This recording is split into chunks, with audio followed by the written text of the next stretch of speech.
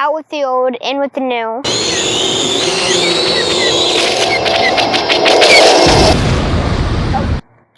Hey guys, this is RJ from CPP Tech. How you guys doing today?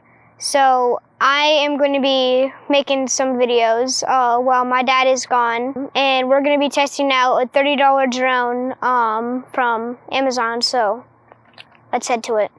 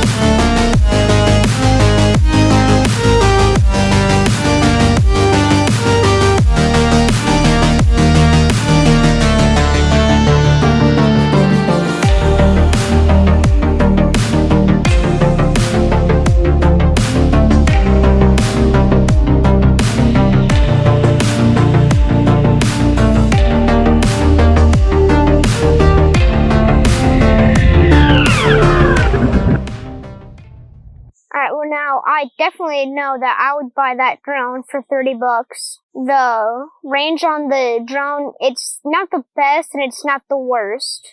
So I would definitely buy that for a starter drone before you get to like all the $1,000 drones. If you want to see more of these videos like this where I'm in them, hit that like and subscribe, and I'll see you in the next one.